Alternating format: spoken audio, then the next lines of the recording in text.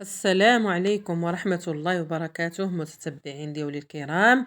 إن شاء الله اليوم غنتلاقى معكم في واحد الطبق خفيف ظريف لذيذ بنين، غير مكلف، سريع في التحضير، مغذي كامل ومتكامل، في متناول الجميع، مناسب جدا لهاد الأيام المقبلة، خصوصا ونحن على أبواب فصل الصيف.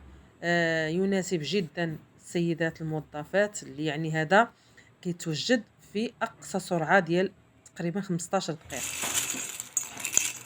أول حاجة غنبداو بها وهي غناخدو شامبينيون، غنرقدوه في الماء غليان، يعني ما غناخدوش بزاف. انا هاد الكميه راه فاش ترقدات عطاتني واحد الكميه كثيره، خديت غير النصف ديالها والنصف الاخر احتفظت به. طبعا غنغسلوه مزيان، نغسلوه ونعاودو نغسلوه لان كتكون فيه الرمله، ويعني تقريبا واحد 5 دراهم هنايا، راه يمكن لك تقسميها على 2. هذا هو اول مرحله في هذه الوصفه. هنايا هو يرى ضاعف الحجم ديالو تقريبا على 3 او 4 ديال المرات، يعني كيبان هنا انا التصوير ما عطيش حقه، ولكن راه كثير، راه درت غير النصف ديالو. هنا عندنا واحد الطنجره درت فيها الماء طبعا حتى غلا تقريبا. ضفت فيها واحد 3 الورقات ديال زيت ناموسه، 4 الفصوص ديال الثوم، 4 ديال فصوص الثوم مقسومين عشوائي، مليحه، وشويه ديال الزيت، يعني الزيت اللي بغيتو، زيت المائده اولا زيت الزيتون.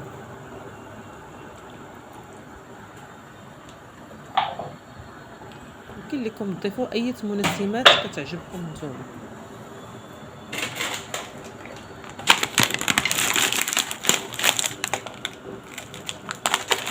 هنا انا فضلت ندير جبانه، عندي ديجا كونجلي في الكونجيلاتور، فضلت نديرها مع لي باط باش طيب او ميم طون معاهم، يعني هذوك في نفس الوقت.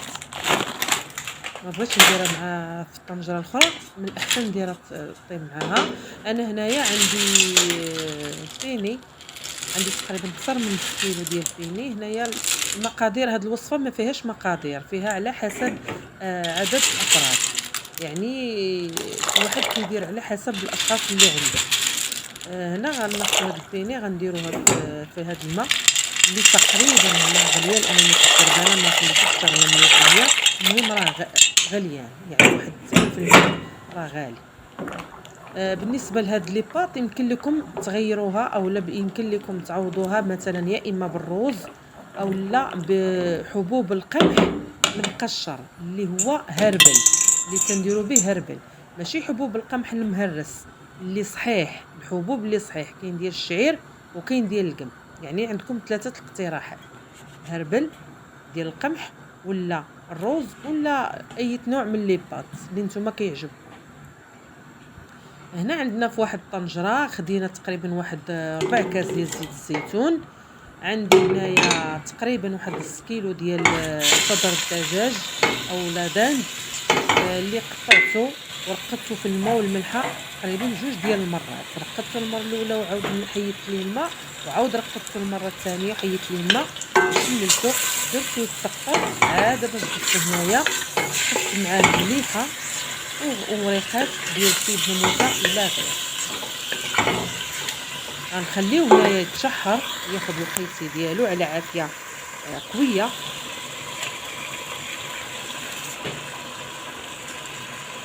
يعني هنا غنضيف هذوك الورقات ديال سيد نموسه كيعطيو لك الاكل، واحد الخيط ديال الزيت الى تيتشحر.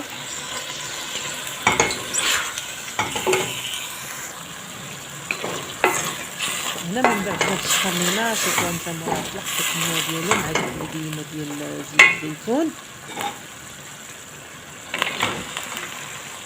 هنا غنضيفو شرائح البصل، يعني واحد الحبه ديال البصله كبيره اولا حبتين متوسطين، نقطعوهم على هذا الشكل. من بعد ما ضفنا البصل نضيف الجزر اللي مقطع الى مكعبات.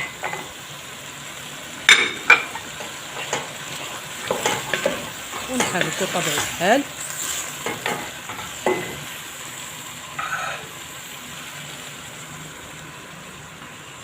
ثم نضيف الطريف ديال ليشو، حنا كنقولو في المغرب ليشو اولا مقور، اللي هو الملفوف.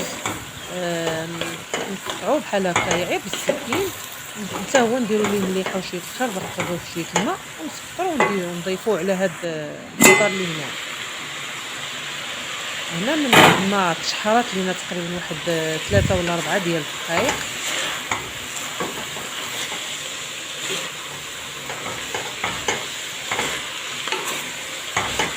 نشوفوا الالوان ديال الخضر.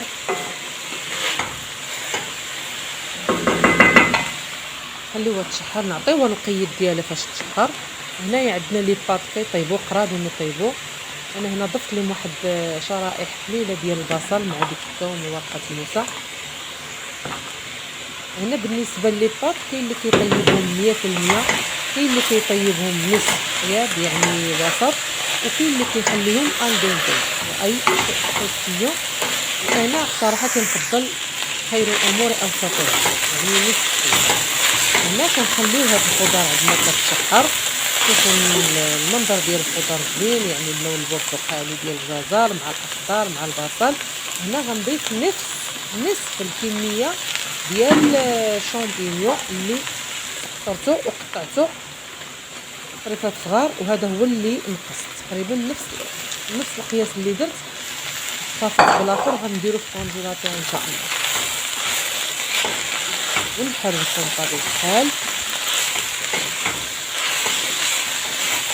سمعوا لي ديك الرنه ديال الخضر كتشحر وديك الترقيقه ديال الشامبينيون كيطرقق من يدو بدا كيطرقق.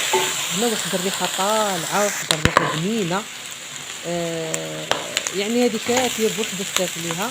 هنا غنضيفو واحد السر اللي كيعطي لهاد الطبق ديالنا لذة وبنه. الطبق بدون توابل، فقط الملح وهاد السر اللي غنعطيكم لذيذ اللي هو معلقه كبيره ديال توابل الصيله ديال الفوت. هنا واخده 10 دراهم طيبت بها شحال من مره، يعني 10 دراهم كطيبي بها وتعودي يعني كتغنيك على بزاف ديال التوابل. هنا كنضيفو علبتين من الخشبه ديال الاولى نختاري الطوله كتبدا 5 دراهم.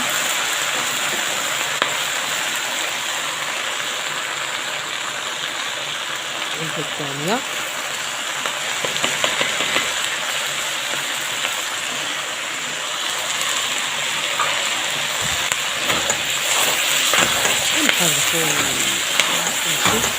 نحركو باش يتجانسو لينا هاد كلشي يتجانس مع بعضو. شوفو الالوان، يعني الالوان يا سلام. سمعوا الترقيقه التنشيط ديال الخرجه. هنا غنضيفو كأسين من الحليب. يمكن لكم تعوضوا بالحليب تزيدوا قشده. حنا مشينا في ان الطبق يكون غير مكلف، عوضنا بالحليب. يمكن لكم تكملوا كل شيء بالقشده، تزيدوا مثلا علبتين ديال القشده.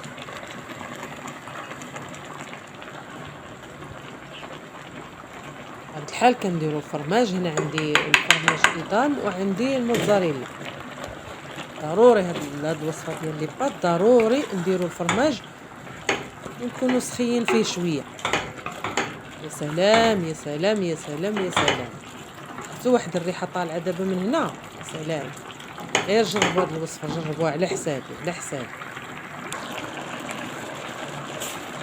هنا في اخر لحظات فكرت بانني ما درتش لي زيتونه، كانوا عندي ديجا كونجيلاتور درتهم.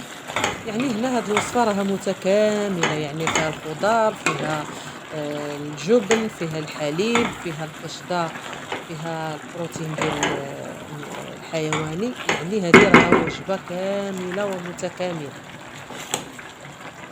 هنا لي باط ديالنا طابو بالقياس اللي انا بغيت، يعني وسط.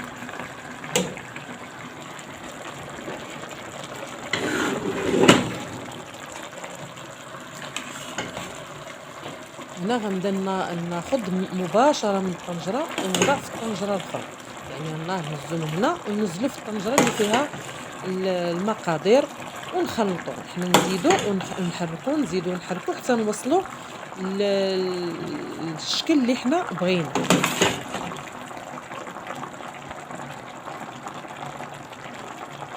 بطبيعة الحال أنا ما درتش هذيك الكمية ديال لي باط كلها، شاطت ليا.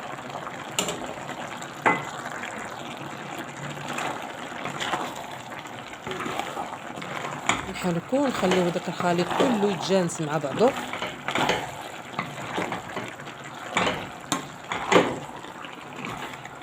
صراحة أنا رضقت منها هنايا يعني باش نصحوا الذوق، المذاق روعة، تحفة.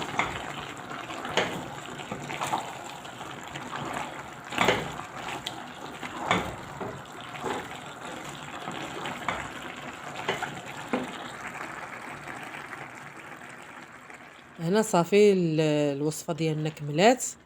فاش كنطفيو البوطة كنخليوها واحد 3 4 دقايق حتى كتشرب مزيان، وكنزلوها في الطبسيل. أنا هنايا نزلتها في طبسيل جماعي. يمكن لكم تنزلوها في أطباق فردية، يعني لكم الاختيار.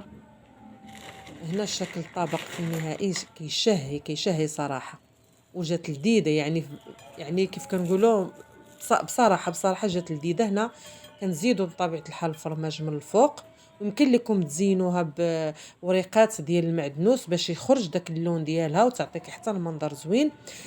هذا كان هو الشكل النهائي ديال الطبق. طبق مغذي كامل متكامل سهل سريع التحضير، يعني تقريبا كيوجد في أقل من ربع ساعة. نتمنى هذا الطبق ينال الإعجاب ديالكم وتجاوبوا.